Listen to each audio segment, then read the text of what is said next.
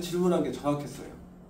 왜 정확했냐면은 저번 주에 제가 송도에 7억 1000일 때 대출을 했는데 13억으로 올려서 뭐 8억 5천, 2억 9천 이렇게 배당받는 경우도 있다고 그랬잖아요.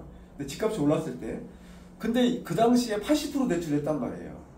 80% 대출하고 집값이 15% 20% 떨어진 다음에 80%에 낙찰되니까 원금 손실이 있었겠어요? 없었겠어요? 있었죠. 그때 저는 이 당시에 집값은 상향 보합세일 거다. 지금 현 상태를 유지하거나 소폭으로 오를 것이다. 이렇게 얘기를 했어요. 근데 제 예측이 틀렸죠.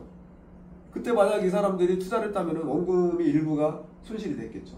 근데 지금은 그래서 집값이 어느 정도 안정이 됐잖아요.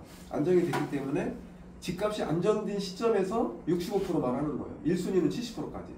좀 이따가 이제 낙찰 예상가하고 예상 배당표를 보시면은 여러분들이 65에서 70이 얼마나 안전한지를 아시게 될 거예요. 지금 현 정부 들어와가지고 지방 소멸 현상이 일어나기 때문에 지방의 1가구 2주택에 대해서는 양도소득세도 면제, 취득세도 감면, 그리고 1가구 2주택이 없다고 얘기하는 경우, 거기 이제 인구 소멸되는 지역들이 대부분 강릉, 속초, 익산 이런 데거든요. 그런 쪽은 여러분들이 집을 서울 수도권에 가지고 있어도 1가구 2주택 혜택이 안 된다는 거죠. 그만큼 이제 지방 소멸화를 막기 위해서 여러분들이 노력을 많이 하고 있다. 자, 어제가 현충일이었는데 현충일이 80주년이 지났어요. 광복절이었는데 우리나라가 일제에 침략을 당하다가 1945년 8월 15일에 해방이 됐는데 그 당시에는 우리가 힘이 없었어요. 근데 지금은 우리나라 경제력이나 국가 군사력이 몇 위일 것 같아요? 전 세계 중에? 5위입니다. 5위. 1위가 미국, 2위가 중국, 러시아, 인도, 그 다음에 한국이에요. 우리가 일본을 앞질렀다는 거예요.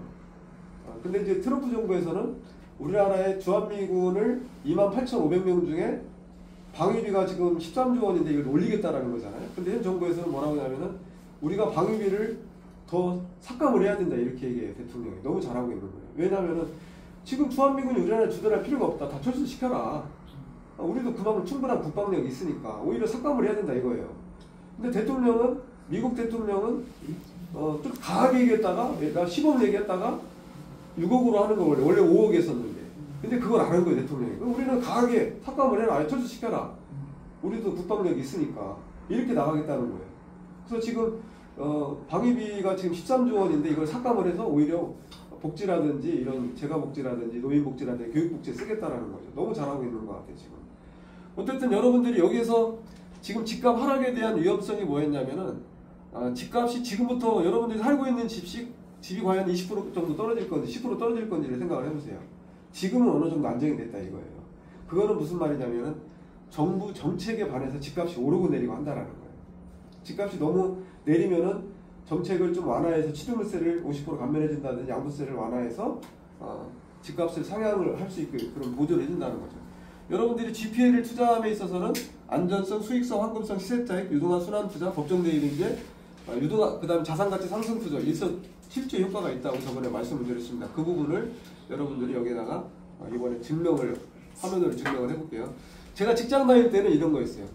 자, 여기 보면은 국가공인자산관리사, PB인증자, 수협은행, 보험, FC, 외환전문역, 경공매사, 은퇴, 퇴직, 부동산, 증권, 투자상관사, 파생상품, 유통관리, 사회복지상관 이런 다양한 자격증을 딴 이유가 뭐였냐면은 저는 가진 게 없어. 부모님이 아버지가 중학교 1학년 때 돌아가시고 사업에 망해서 없기 때문에 제 자신을 지킬 수 있는 거, 그 다음에 퇴직 후에 포커스를 맞췄던 거예요. 근데 퇴직 후에 포커스를 맞췄던 제 주변에 우리은행 지점장의 연봉이 1억 7천이었는데 지금 퇴직 후에 200만원 월급 받고 다니고 있어요. 우리은행 캐피탈사에. 근데 지금 하는 일이 없어요. 200만원 받고도. 근데 이 사람이 국민연금이 나오려면 한 200만원 정도가 64세에 나오는데 64세에 200만원 가지고 생활이 안 되는 거죠. 더군다나 이 친구의 이제 집에는 장애인이 있다 보니까 더 힘들어지는 상황이 발생합니다. 그래서 여러분들이 GPL로 한 달에 한 200에서 300만원 정도만 나오면은 지금 받는 수입에 큰 생활에 지장은 없을 거예요. 어쨌든 여러분들이 이런 부분에 대해서 포커스를 한번 맞춰보시고 진행을 하도록 하겠습니다. 저는 이제 여기서 재무관리하고 특수경매 물건은 여기 파생상품을 강의하고 있습니다. 자, 이분 같은 경우는 누구냐면은 아침마당에 나가서 고객 자산관리를 하시는 분이에요. 자산관리. 근데 어느 날 저한테 전화가 왔어요. 이 책을 가지고 오면서 사인을 해달라고.